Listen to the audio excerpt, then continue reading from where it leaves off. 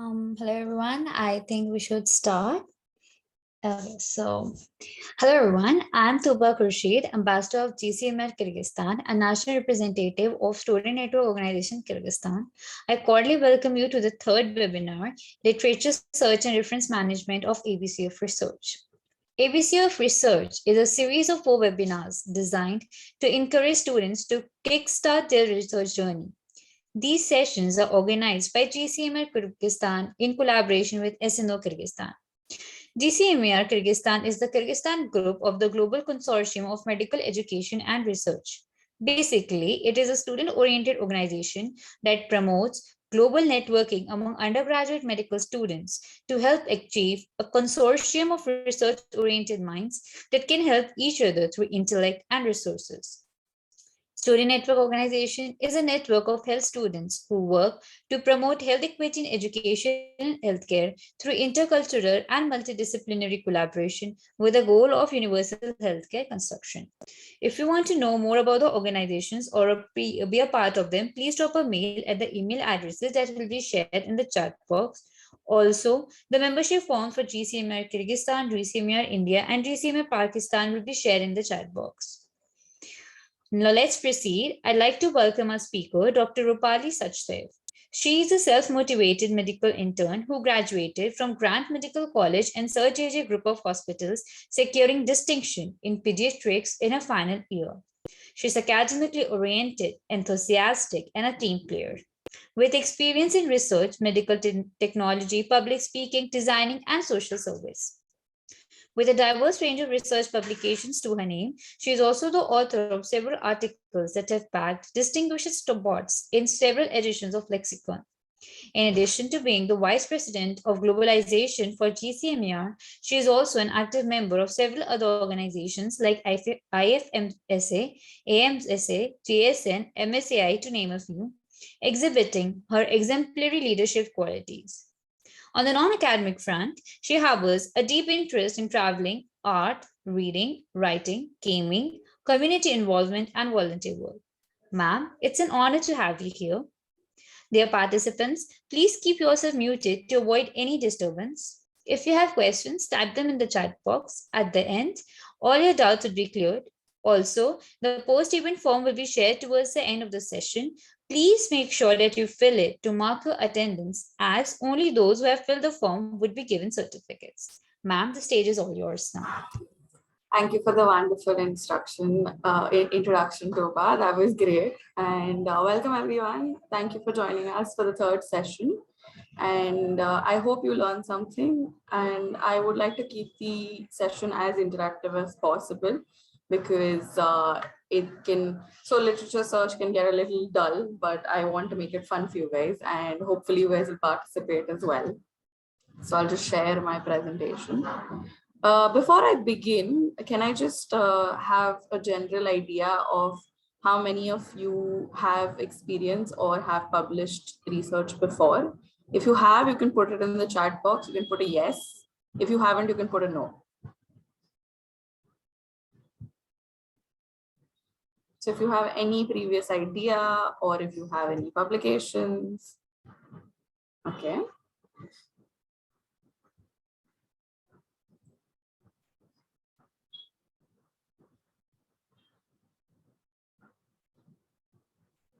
Okay, Sidra and Parul. Anyone else?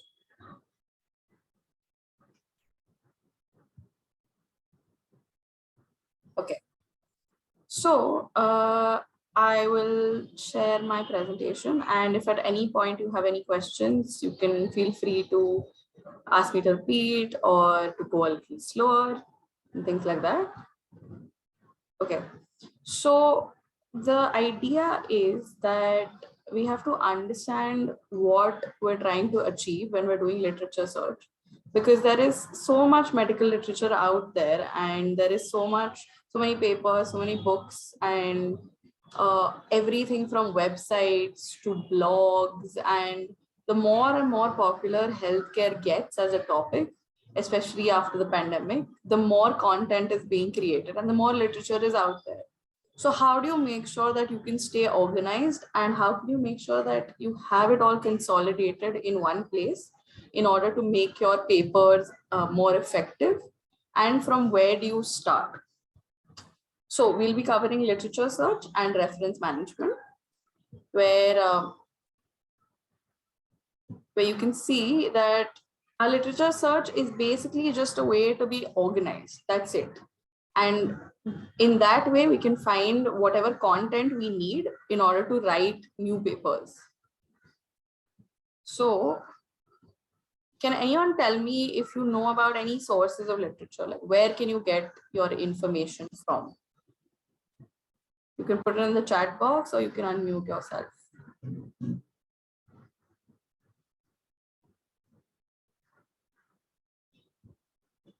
PubMed, yes. Google Scholar, yes. Chitra, can you tell me what kind of information do they give you? Like, in what does PubMed show you when you search for something? Medical articles, right? Anyone else?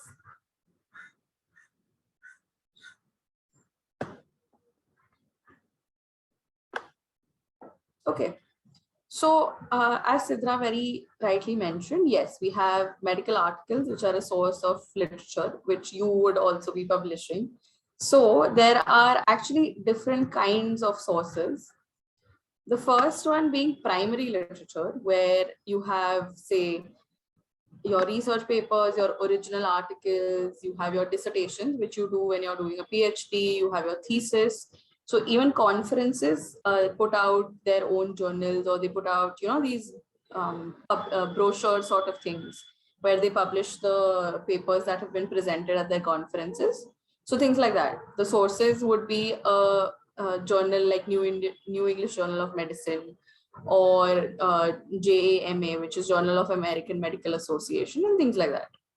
Then you come to secondary literature, which has review articles, systematic reviews, meta-analysis, and practice guidelines. So basically what this is, they've consolidated and combined a lot of the primary literature and made it all in one package and turned it into secondary literature. So this includes PubMed, Cochrane Library, Web of Science, CINHAL. So that's where you can find this kind of literature. And tertiary literature, this is the one you will be most familiar with, because your textbooks, your encyclopedia, your handbooks, your newspapers are all tertiary literature. So anything that you have been reading through medical school is all tertiary literature, because it involves a lot of the papers. So anything that has been mentioned in your textbook, right, has to be valid. It has to be evidence based. So where the evidence comes from is your literature review, but that is your primary and secondary literature. So textbooks usually have a lot of authors that cumulatively work on it and concise and simplify all of the research papers and literature into easy to understand diagrammatic experiences, or as chapters in a book and things like that. So that's your tertiary literature. So you have Harrison's for internal medicine, you have Williams for obstetrics. Well, coming to the steps of literature search. So there are 4 main steps for searching for literature. First thing is you need to have an idea in mind. So you, in the previous sessions, you might have understood like how do you come up with an idea and how do you find a mentor and things like that. So once you have a basic idea in mind, okay, I want to suppose do a research on COVID-19 vaccination for pregnant women, or I want to do a research about, say, emergency medicine and poisonings, and or I want to do a medical education related study where I want to know, are students being taught anatomy properly? How did COVID affect them? Or if I want to do a case report. So if I want to do a case report on, say, something like myocardial infarction, a rare presentation or a rare complication, or if I want to do something regarding the treatment. So once you have a general idea of what topic you want to work on, you can start looking for literature. I'm sorry, is there anyone? Okay. So that is the first step. Once you have the idea in mind, your first step of literature search starts, where you start identifying your keywords and your search words. So this includes, suppose if I want to do a study on COVID-19, so one of the keywords that I will focus on will be COVID-19. Or if I want to do a study on, say, pediatrics, if I want to study infections in the pediatric population, gastrointestinal infections. So those are the keywords that you will start to identify. The second step is limiting your search. Because of the amount of literature and content that is out there, you will have to figure out how to reduce it down to get the search that is relevant to your study. Now, if I put in a general term like PubMed on just normal Google, if I put something like pediatrics, then I will get thousands and thousands of results, right? So then I start narrowing it down. I want to do pediatric cardiology, or I want to do stroke in children, something like that. So you have to start narrowing your search, and you always start from broad to narrow, where you look for international publications, then you look at regional publications, or you want to limit it only to your country, or even as small as your city or state or something like that. So you have to understand how to limit your search, which I will focus on in the coming slides. Then the third step is choosing a database. So now Sidra had mentioned a few databases. So she had mentioned Google Scholar and PubMed. Now, these are places where you can find all kinds of literature. You can find review articles, you can find case reports, you can find textbooks. Google Scholar will show you everything. It will show you textbooks, any brochures and things like that. So you have to decide which database you would like to use. So one of the most commonly used ones is PubMed, which is the US National Library of Research-based database, where they have all of these papers. And then you start collecting the literature. The fourth step is evaluating your findings. So you need to figure out if the data, the literature that you're collecting, is it relevant to your study? Is the resource that you've got legitimate? Because you have so much information out there, you don't know if it's a study that is relevant to your country, your situation, your social dynamics and things like that. So those are all the things that you have to take into consideration once you start gathering a few papers. So the main part is identifying search words and key topics. And suppose you have to think about everything that can be related to that topic as well. So suppose you have to think about synonyms that are similar words. You have to think about antonyms, spelling variations, endings can be different. Like there's like a child can be called children and things like that. And what happens is, because medicine is a global thing, various countries have different phrases to mention and explain different things. So adolescent might be referred to youth or teenager. Something like emergency department is called A&E, or accidents and emergency, and things like that. So these are all variations that you need to keep in mind. So you need to know about acronyms and abbreviations, like you can use QOL for quality of life. You need to maybe use alternative spellings, that is anemia, where there's no A. So there's British English and American English, where the spelling differs. You can use broader terms. So when you are trying to find more papers, you will use variants of the word to find a large number of responses. So you will use body weight instead of obesity.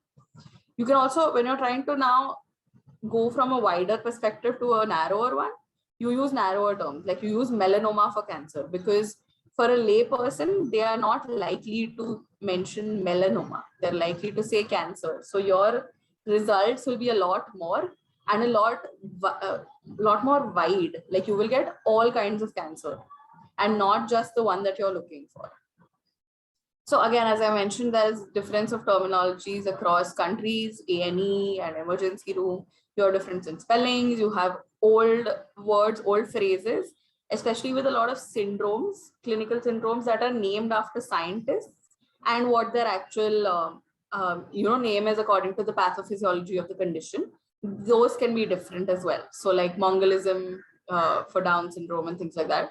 Then for when it comes to clinical trials that you're trying to look for, or you're trying to see the efficacy of a drug, sometimes they might use brand names or they might use generic names. And you need to know like something like cancer and melanoma or stroke and cerebrovascular accident, where something that is used by general populations and laymen is different from actual medical terminology. Okay, so we're going to do an activity. This is an example of what we're doing, where they have been given a line, a research, a topic to write on, and they have to identify the key themes. So in this statement, where they're discussing the closure of residential care homes for older people, the three themes that they've identified are closure, care homes, and older people. So as you can see, they've got a lot of alternatives for the same word. So for closure or resettlement, they've got patient transfer, health facility closure, services closure, care home closure. Then for care homes, they've got care management, community home, residential home. Then for older people, they've got old age, geriatric, frail elderly people, and very old people. So I'm going to put a sentence in the chat box, or I'm going to say it out and put it in the chat box. And I want you guys to tell me what are the key themes that you identify in this statement, and what are the alternative words, the synonyms that you can think of.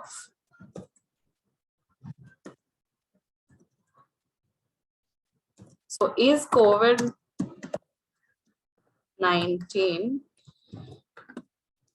vaccination safe to administer in pregnant women? So that's the statement. Now you have to tell me what are the themes that you can identify and what would be your synonyms. You can either unmute or you can put it in the chat, whatever you're comfortable with.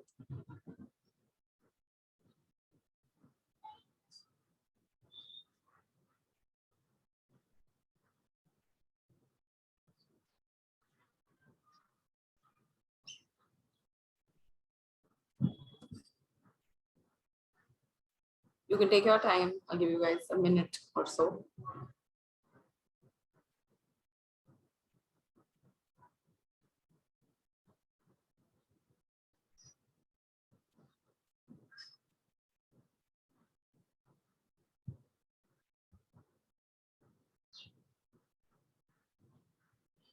Okay, Heather has answered as COVID-19, administered, safe, and pregnant.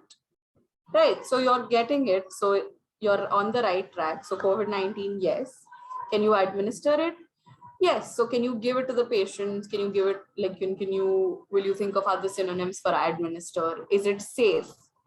Like, will you think of, safety in terms of, do they have side effects? After what period in the pregnancy can you give it? Things like that. And pregnant, you're right. Anybody else maybe has a different answer or anything else they would like to add?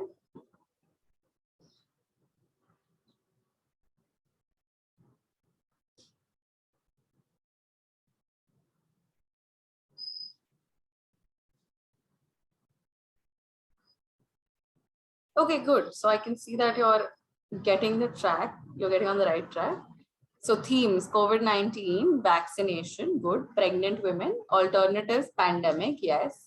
Coronavirus, SARS-CoV-2, prevention, that's great. So I see Tuba is also active and paying attention. That's lovely. So yeah, so you're getting it.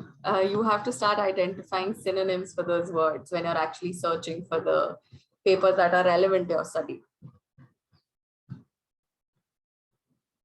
Okay. So there are different ways of searching for words in something like PubMed or Google Scholar, which will help make your search much better. So to avoid, now if you're sitting and doing a research paper, you're not going to spend like 3 hours of your day trying to figure out synonyms, right? Or variations of a word. So to make your life easier, they came up with this system and these hacks, which are search techniques. So and I'm going to show all of this to you in real time on PubMed once we go through the presentation.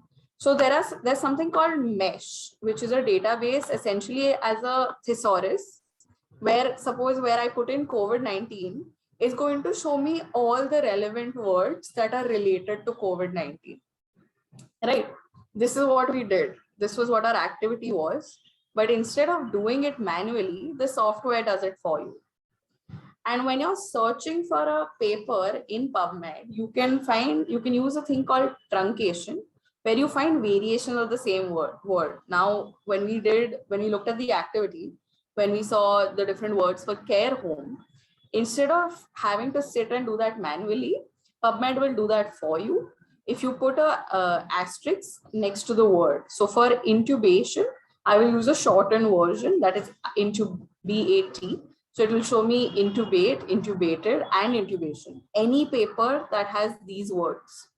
For child, it will show me child, children, childhood, childbirth, etc. Does someone want to add something? Okay.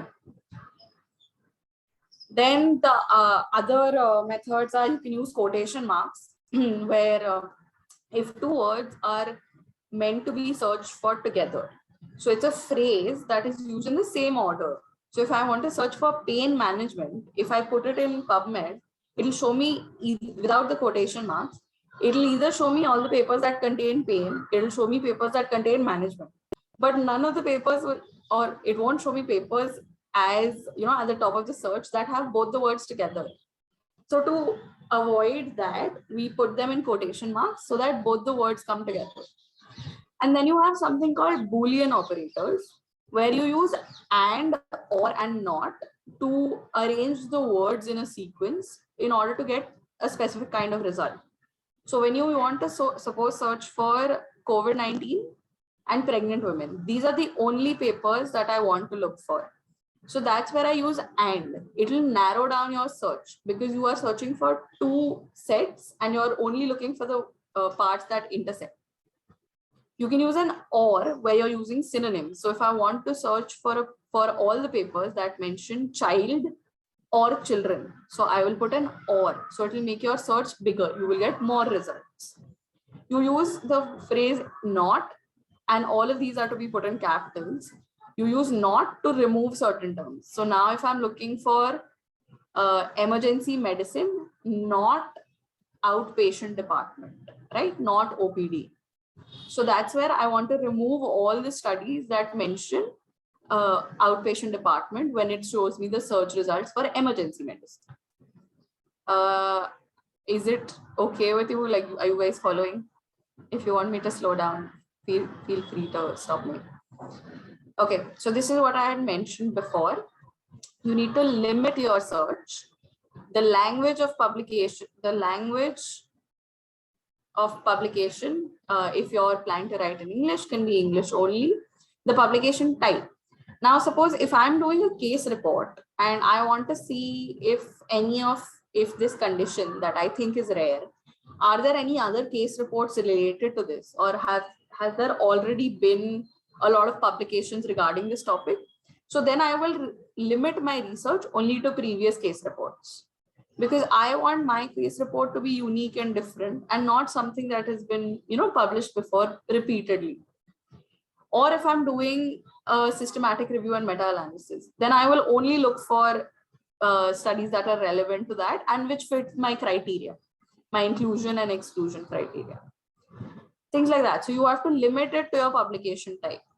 Then the year of publication, as a general thumb rule, we consider the past 10 years from now to be more valid. So we don't take very old studies that are like 50-year-old, 60-year-old studies when we're thinking about doing a new publication, because one, medicine changes and a lot of the findings that have been published back then might have been updated now or might even be outdated.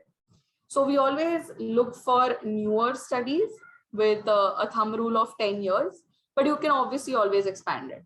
Even when you go on to publish your papers, right?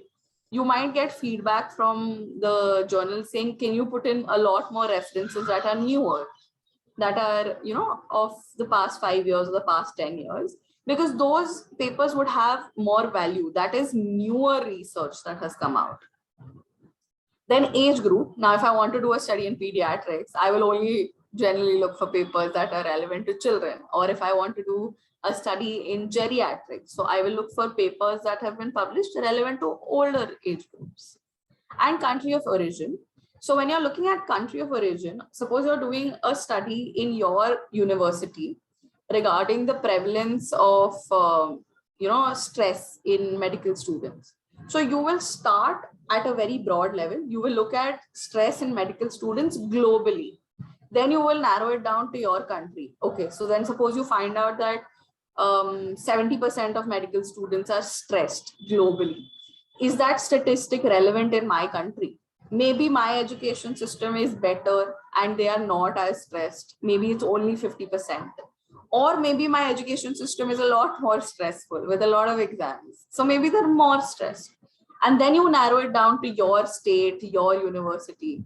So that's how you basically narrow down your research to make it more relevant to your paper. So that's how you limit your search.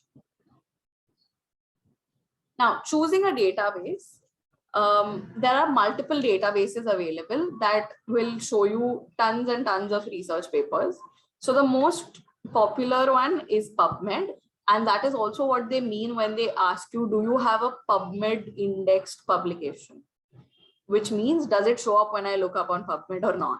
Is the journal indexed in PubMed? Then you have Google Scholar. Now, all of these databases, you have Cochrane Library, you have Science Direct and things like that. Every database has its own benefits and drawbacks. The benefit of Google Scholar is it will give you a lot of results from across the web. You will get every sort of paper you can imagine. You will get newspaper articles for a topic. You will get textbooks and you will get abstracts and everything. So you will get broader research, broader search results.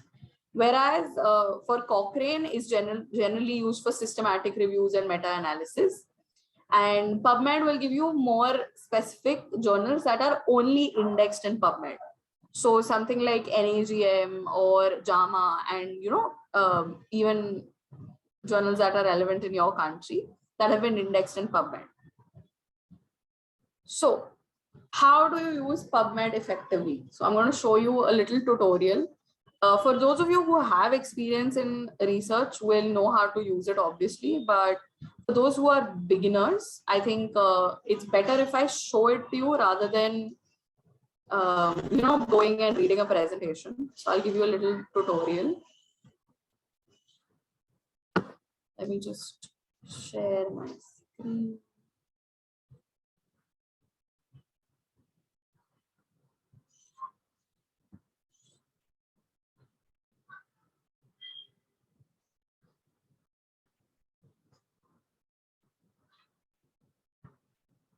Is my screen visible?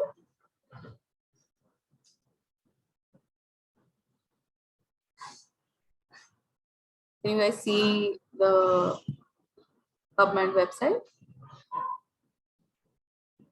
Okay, great. So now this is what it looks like. And when you move down, you can see the mesh database and journals.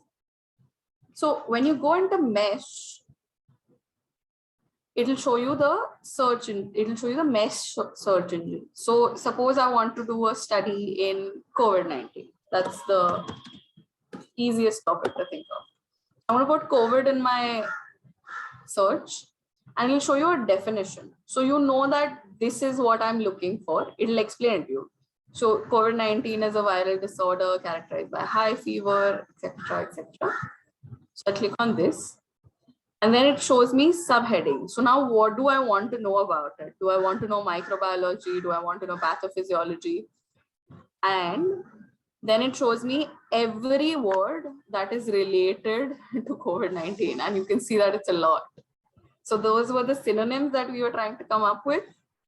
This is what it does for you. And it shows you a tree diagram where it goes from a broader term to a more specific result. So it starts with all diseases, infections, respiratory tract infections, pneumonia, viral pneumonias, and then COVID-19. So that's how this works. Basically, you don't need to sit and come up with synonyms yourself or variants and things like that. Mesh will do it for you. Right? Then you can see like serological testing, nucleic acid testing, and etc. etc. Another example, say I'm looking for, okay, you guys tell me something to search for. Tell me any research idea or a theme that you have in mind that you want to. Ischemic stroke? Yeah. So I'm going to search for ischemic stroke. So it comes up with the definition. So you know this is what you're looking for. Then it shows you all the subheadings. So if I want to look for genetics, if I want to see mortality, chemically induced strokes, things like that, and all the possible variations that have been mentioned in research papers that are indexed in PubMed.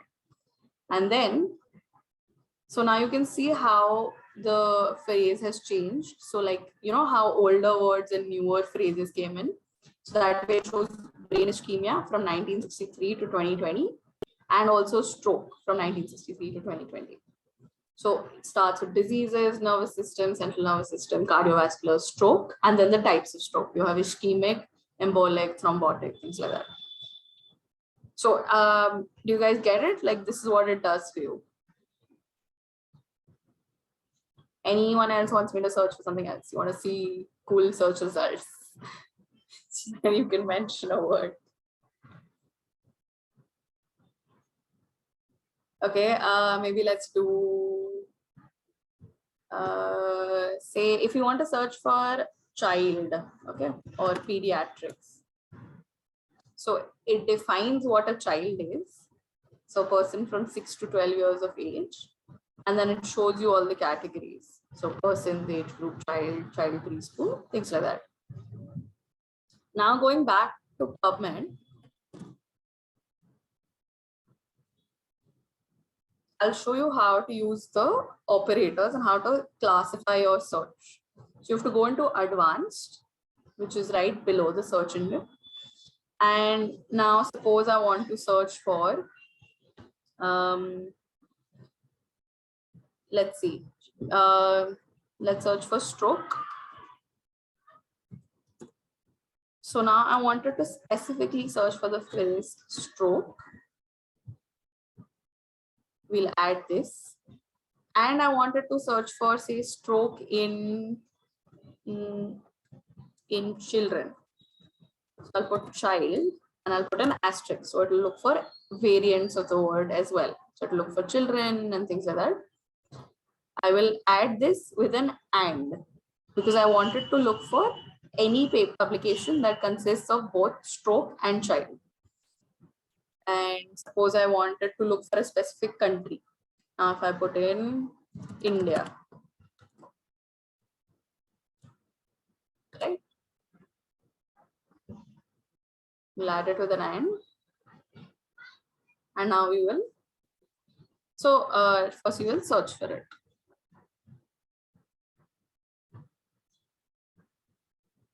See, now it shows you international, it's a very big publication. So it shows you the global burden of cardiovascular diseases and risk factors from 1919 to 2019 from the GBD study. So now it shows you stroke in India. So basically it's it's showing you anything that has the word stroke and child and India, right?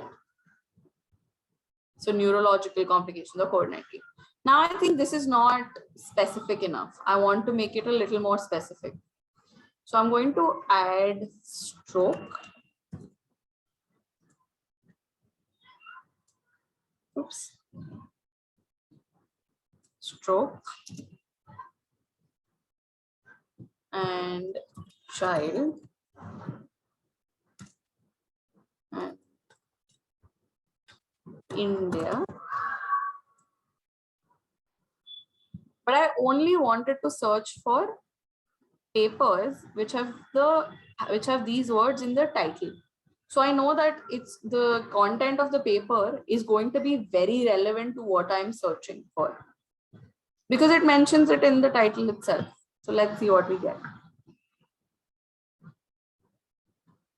See, now it shows you stroke and stroke subtypes which are in the title itself. Now it doesn't show you a lot of results, right? Because we've made it so specific. Now, if I want just a broad, if I'm just looking for stroke in general, if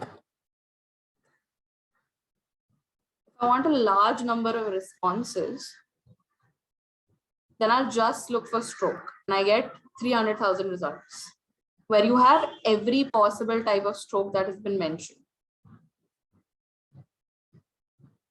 Now, if I go back to advanced, if I want to search for emergency medicine,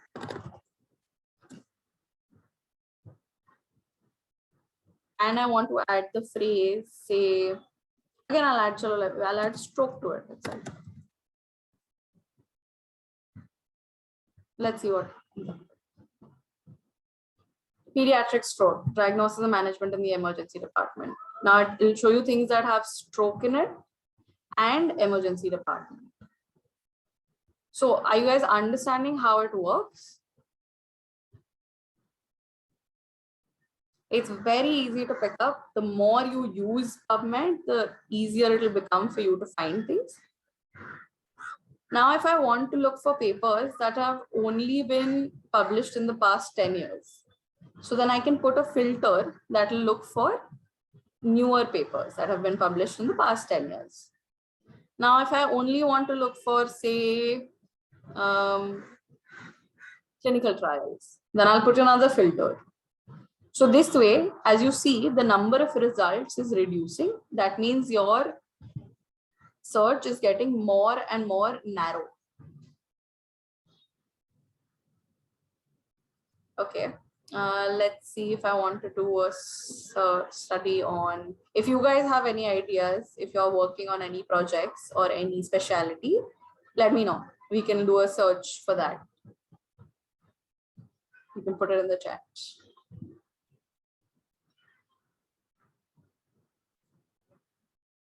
Okay, antimicrobial resistance. Okay, we'll do both. Let's put in antimicrobial. Put it here. Antimicrobial resistance.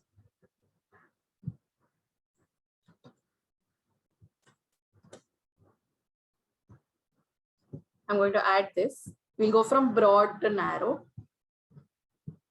So for the papers that mention antimicrobial resistance together, there are only 250 results in the past 10 years that have been clinical trials. I'm going to remove all the filters. So we have 26,000 results for papers that mention antimicrobial resistance in the past 10 years.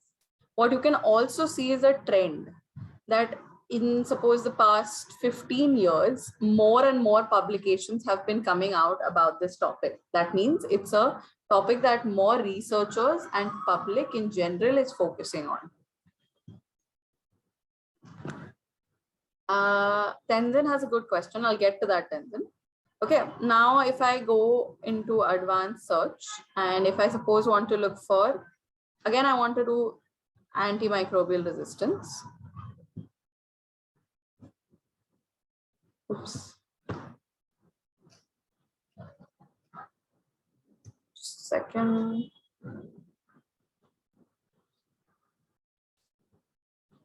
Right. I want to do antimicrobial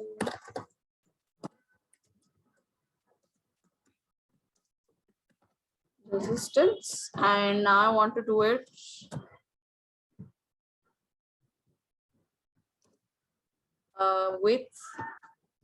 Suppose I want to see antimicrobial resistance and cephalosporins. I only want to see specifically with this particular antibiotic. Right, so let's search, let's see what it comes up with. So you have only 2000 papers, so that you can see what has happened is we went from 26,000 papers because it was a broad heading of antimicrobial resistance.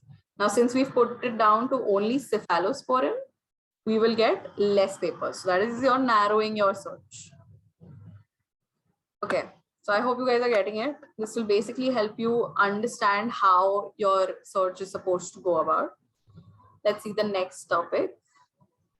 Ferroptosis in myocarditis. Okay, so her key words are myocarditis and ferroptosis.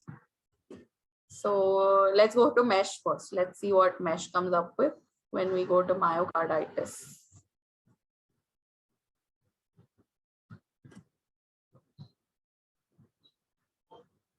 So this is what they've defined it as. Now it will show you all the subheadings that PubMed has papers on and all the, how wider to load you go. So you look for cardiovascular diseases. Like suppose when you start writing your papers as well, if suppose I have to write an introduction on the topic of ferroptosis in myocarditis, I have no idea what it is, right? But if I have to explain it to someone, I will always go from broad to narrow.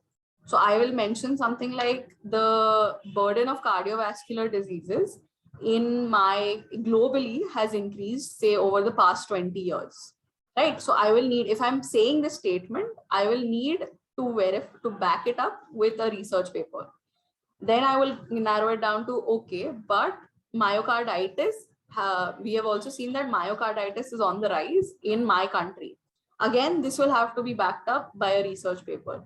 Now you can say that, so that's how it works. You go with cardiovascular diseases, then you mention cardiomyopathies have been increasing, specifically myocarditis. So that's basically how your research paper will also be structured when you're writing, say, the discussion part of it, or if you're just writing the abstract. Even if you need to write an article for something outside of a paper, this is generally the thought process that your brain needs to work with. So we go back to PubMed. Okay, we will take postmenopausal bleeding as well. Well, let's go to ferroptosis first. We'll finish that one first. So we'll put myocarditis. I only want to look for, though I don't need to put it. Myocarditis. I'll add this. And oh, where did the chat go?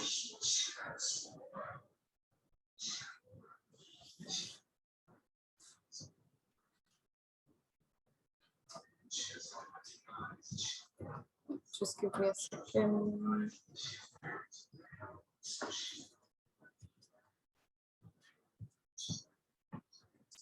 So I'm going to search just for myocarditis first to see what sort of papers have been mentioned in the past 10 years.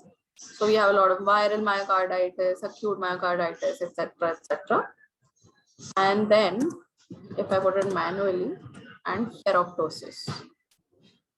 So we had 9,000 results and now you only have 7 results. That means it's a very rare topic and a very specific thing that is being asked about. So it will show you how it works. So this is a paper that has been published on regulation of cell death in the cardiovascular system. It has the abstract, then it shows you similar articles, things like that. Right? So it's a very rare topic that she's searching for. So you cannot, so when you are doing a literature search, that's why you need to go from broad to narrow. Because if you're coming up with something novel, you will not have anything to go on. Like you will not have any previous background knowledge of it. So to build that is another reason why we go from a more broad topic like myocarditis and then narrow it down. Okay. relationship between brain and mind. How can I use resources here? Do you want to, can you elaborate on what you want to look for? Like what exactly is your idea? You can unmute and explain it, and I'll show you how to find it.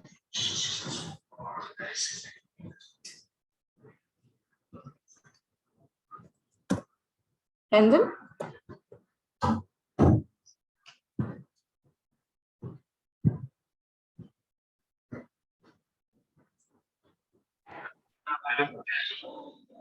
are you hearing?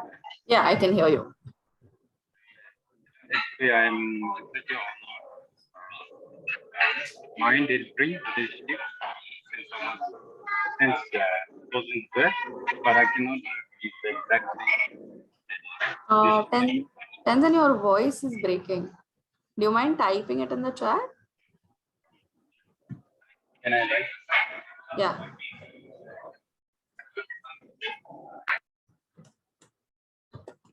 So suppose I want to check, I'm going to put it the way you mentioned it. So I'm going to put mind. Let's see what mesh says. And I put in mind and brain.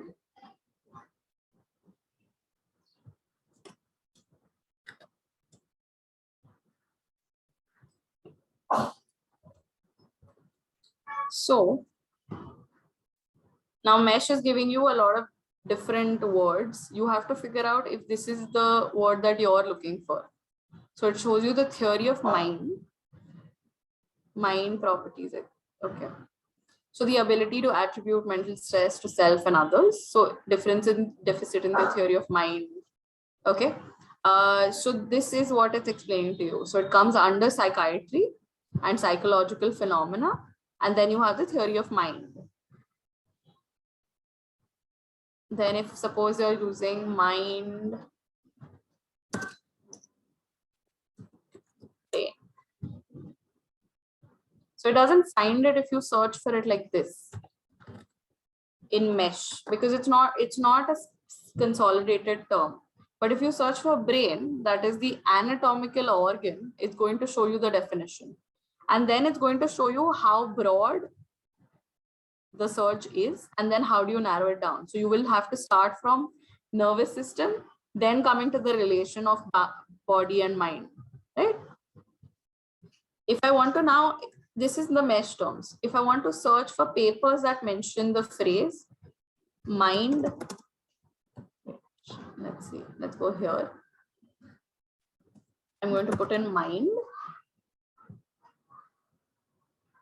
and brain. And now I only want to look for papers that have it in, okay, let's search for all the searches.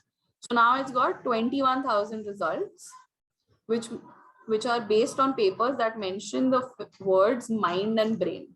Now this can be relevant to your study or not, because maybe you don't care if healing trauma is the way forward, or if is temporal spatial dynamics the common currency of brain and mind. Maybe that's not the kind of research study you're interested in, or this is what you want to know. Suppose it's the relation between anthropomorphism and theory of mind and brain and behavior.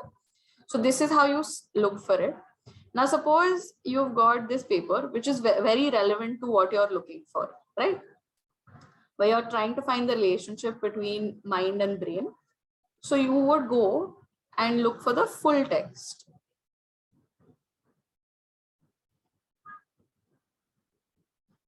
This is the full text that is available to you. It has the abstract, introduction, and everything. To find more papers that will help your research paper to build up, you go into the references part of it. Now, this is how they did their literature search, what all papers they used to create this one. So once you go into the references, you can go through it and see what they're explaining. So all of these papers have been used by the authors for this article. So this is how you will keep finding more and more resources. So when I click on this link for the first reference that they've used, it will show me the next article. Are you understanding it? Great. We'll go back to PubMed, and we had another prompt, I think, postmenopausal bleeding. So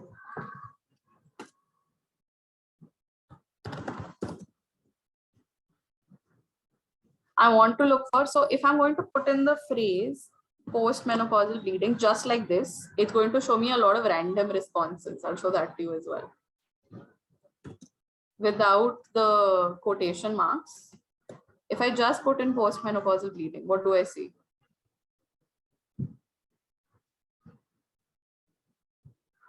See, now it's showing me a result that has abnormal uterine bleeding, postmenopausal bleeding. The more results I get, the less relevant it's going to become, because it will start showing you results of just bleeding and things like that. But if I put it in with this, you see the number of results have reduced, because now it's specifically looking for the phrase postmenopausal bleeding in that order. So you can see that in the past 10 years, there have been 400 publications. But suppose now I want to do a wider search. And I got all of these papers that are relevant to postmenopausal bleeding, but I want to write an introduction. So I can't start with, postmenopausal bleeding statistics. I will start with what are some of the complications that are seen after menopause, and then come down to postmenopausal bleeding. You will also realize this is how your textbooks will have, things explained. They will mention a blanket of complications of or changes after menopause or postmenopausal, what are the other changes, and then they will come down to postmenopausal bleeding and then describe it. So now I want to see what it comes under. So I go to mesh, and I'm going to put in postmenopausal bleeding again.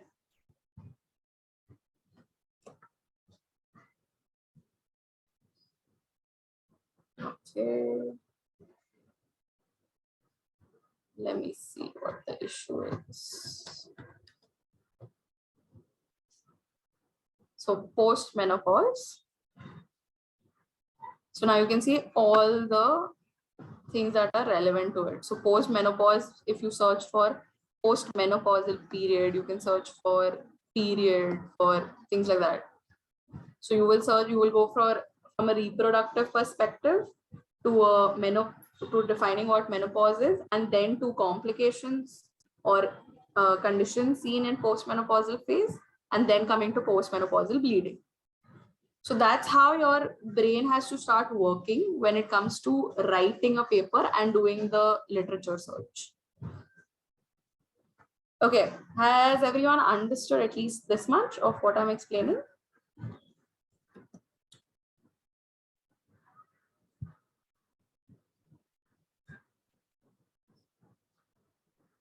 Okay, great. I will go back to my presentation. Okay.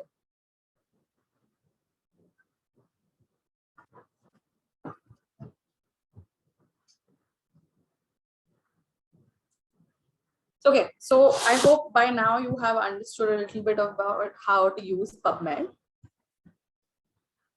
So as you were seeing, we got a lot of research papers, right? Every time we put in a search. So now if you have 400 papers that you've got as a result, you have to figure out if that paper that you see is relevant to your idea of study or not.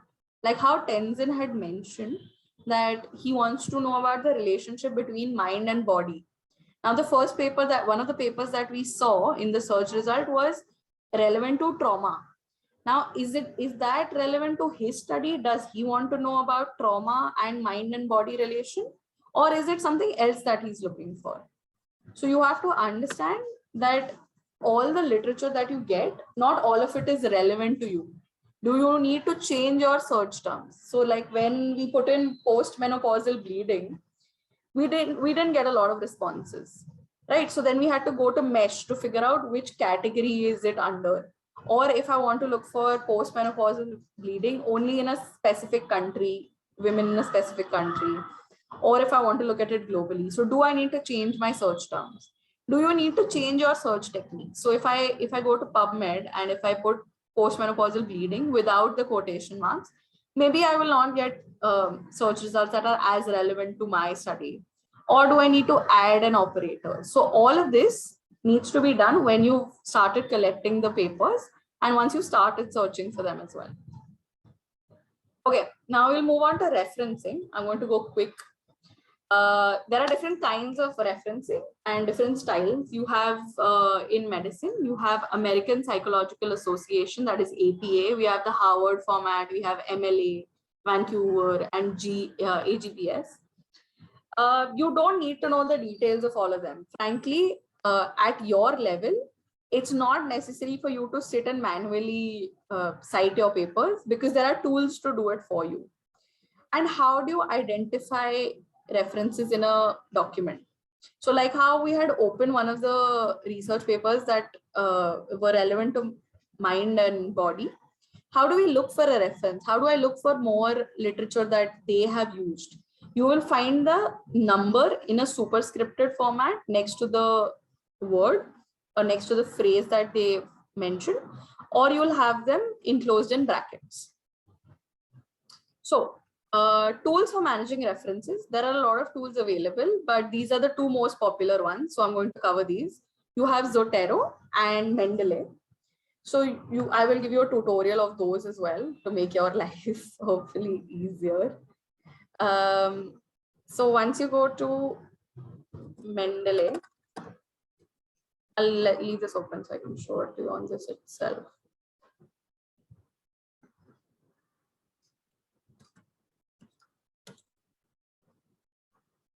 So it's a reference managing software that I use.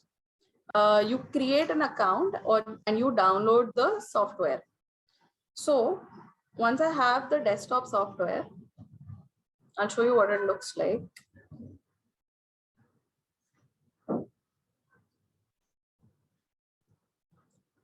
Is my screen visible?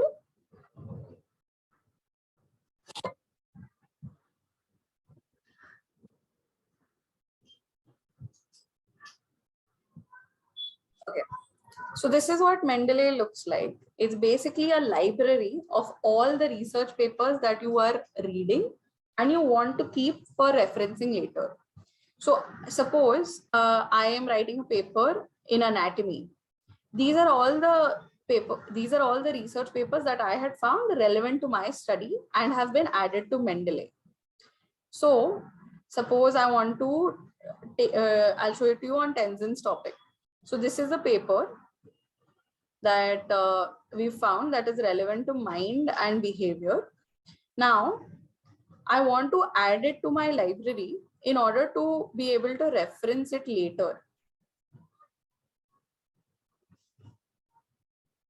So I will create a folder and maybe I'll title it Mind and Body, right?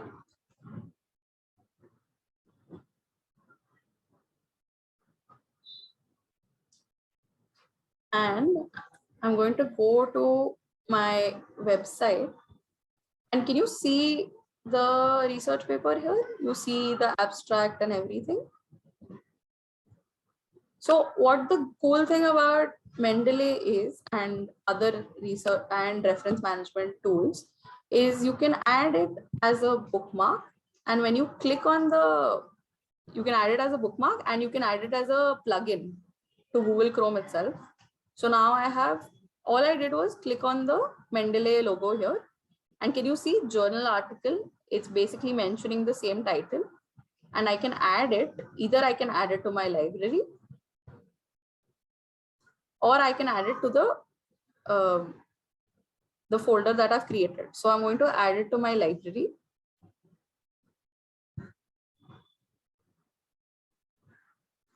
And see, now it has been added. The PDF of the document has been added and the reference has also been added. So when I go back,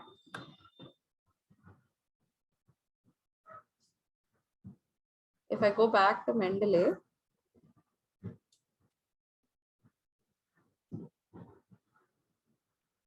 and I will sync it.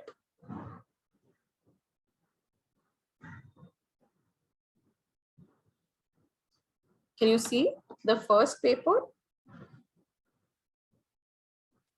So this was the same paper that we were reading, exploring the relationship between mind and brain. Right now, what you can do is, so you check that the details are correct and everything.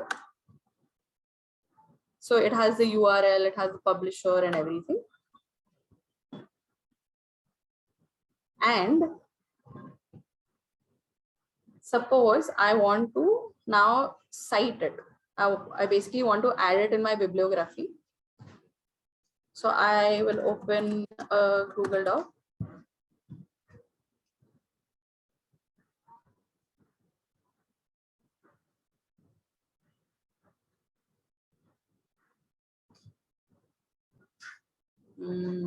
Yeah.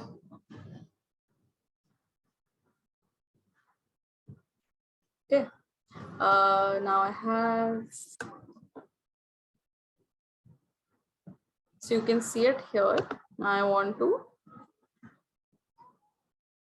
so what I can do is I can also open the PDF to edit it, or I can simply drag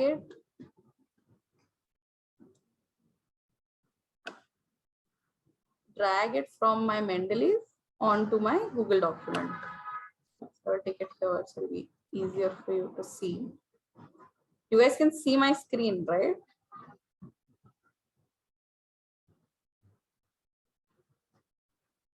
Is my screen visible? Yeah, great. I'm going to drag it from here onto my Google document, and it's put in the citation. So can you see? Now, as I mentioned before, there are different methods of citations, right? Suppose I go here and I want to change my citation method. So I'll go here and go to citation style, and I'm currently on Vancouver. Now, if I want to make it the AMA, so I've changed the style, and let's see what happens now. So I'll come here and I'm going to drag it and drop it here. So you see that the citation style has changed, where this was Vancouver, where they also include the link for when you can access the article, compared to AMA. So like this, you can essentially have a whole library of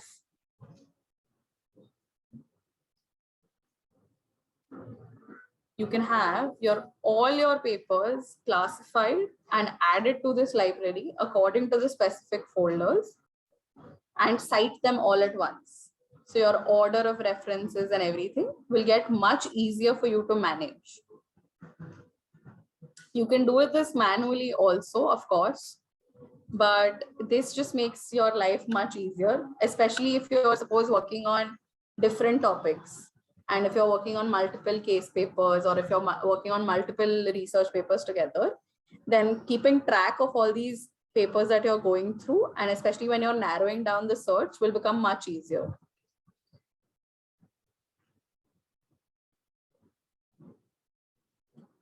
That's it. If you guys have questions, I can show you Mendeley again, because I think I went a little fast there. So if you want me to repeat, let me know. If there's anything that you didn't understand, or if you want a tutorial again of PubMed or Mesh, repeat of Mendeley. Okay, tutorial again, fine.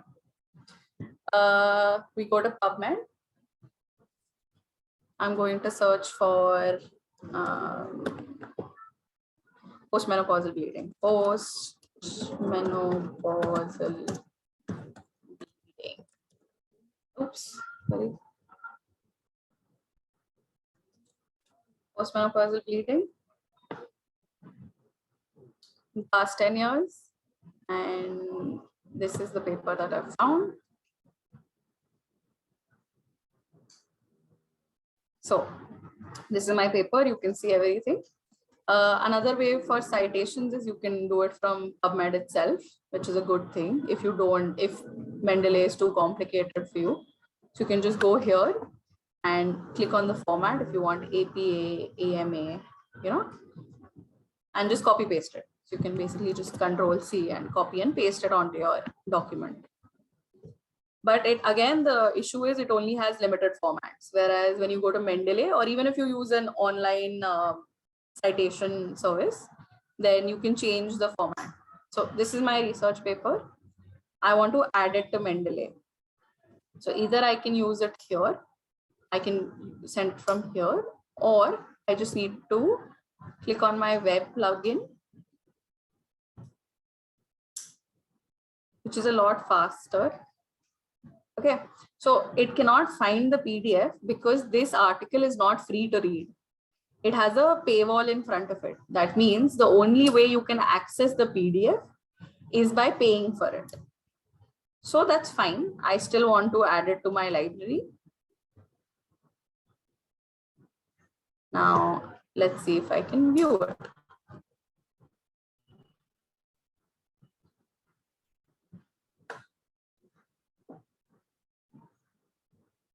So this is the web version of Mendeley instead of the desktop app, where you can see that the paper has been added, the year of publication has been added, the title and the source and what time you've added it. It also has all my collections. And if you want to work with a group of people together, then you can make a group as well. And you can group studies together as well. So this is the web version. Mendeley again. It's pretty easy once you start understanding it. 1 second. I'll show you the. Okay.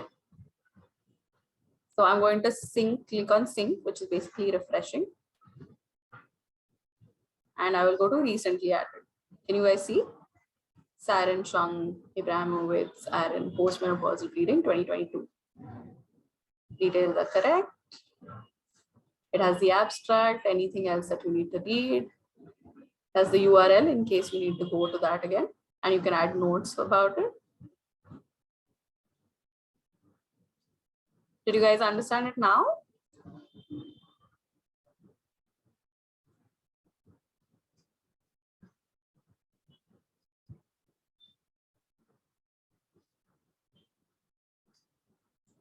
Is it clearer? Okay. If in your feedback form, if you want, you can put it in your feedback that you would want a session just on Mendeley, so we can have a bigger session on that itself, because maybe this was a lot to take in 1 hour, but it's pretty easy. Once you download it and you have the web plugin, you can keep adding papers to Mendeley in order to be more concise and figure out how to use it. That's it. If you have any questions, can you please show how to access PDF for an article? Sure. So postmenopausal bleeding. Now you see it doesn't have a PDF. If I go to postmenopausal bleeding, let's look for one with. Okay. So this is a free PMC article. And when you open the research paper, you have the title. These are all the authors. This is their affiliations. Where are they from, basically? It's a free article. So you will have options to open the full text. So you can go from here, that is the JAMA website, or you can open the PMC article at PubMed Central. So if I open it here, this is the full article. It has the question, findings, abstract, etc., etc. And see, now it shows you in Mendeley. So the Mendeley pop-up also comes up.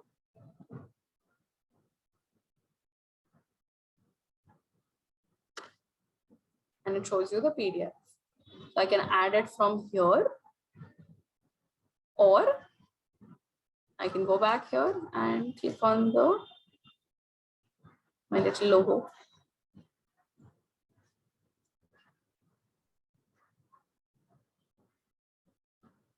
We'll give it a minute and see. This is the article. This has the PDF, and I want to add it to my library.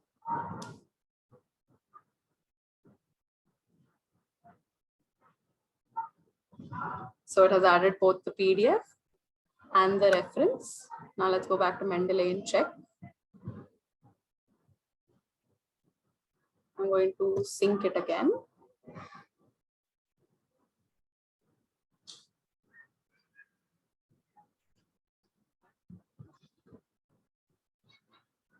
Yeah. Association of Endometrial Cancer with Postmenopausal Bleeding in Women. JAMA Internal Medicine. And that's the journal article itself. Did you guys understand it?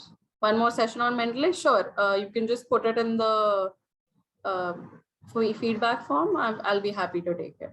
And I'll show you all the features that are available on Mendeley. Or even the other citation managers and reference management system. So also do make sure to give me feedback on the fact that this was a tutorial based session rather than a more presentation based session. So if you guys want more tutorials on how to use the softwares, how to actually make a manuscript and things like that, if those are the kind of events you would like, then you can please let us know so we can tailor it more to your needs. If you want, I'm also going to put in my email address in the chat. So if you have any questions later on, you can email me directly. If you get stuck in Mendeley somewhere, if you want, if you want to understand in PubMed, if you get stuck in finding searches, I'm always happy to help out. So you can email me or you can let Tuba know. She can directly contact me and answer any questions. If you want anything else that you want me to explain, you can let me know. If you want the presentation, I can send that as well.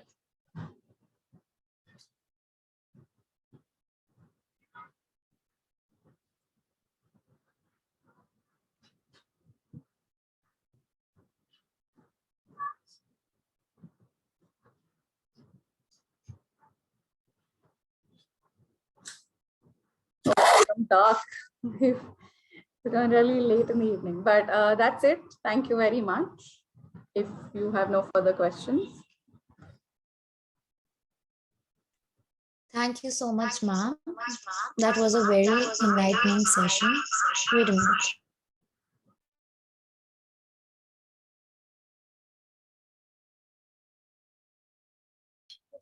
Yeah, I'm so sorry for the disturbance. Okay, so my dear audience, the post-event form has been shared. Before we bid goodbye, I request all of you to switch on your camera if you don't mind so that I could take a picture. Tuba, can I turn on the light? It's very dark now. Yeah, yeah. Just a second.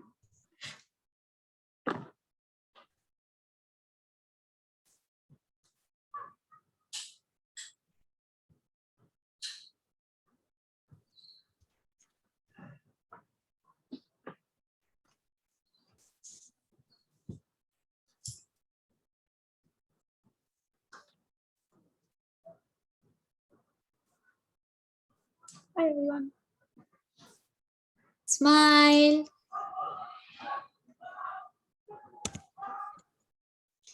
Okay. So thank you everyone once again. I hope this session was informative. The next session will be organized on next Sunday, that is 1st May. That will be the last webinar of this series. So I hope to see you guys next week. Bye. Thank you for joining and participating. It's great. Bye-bye.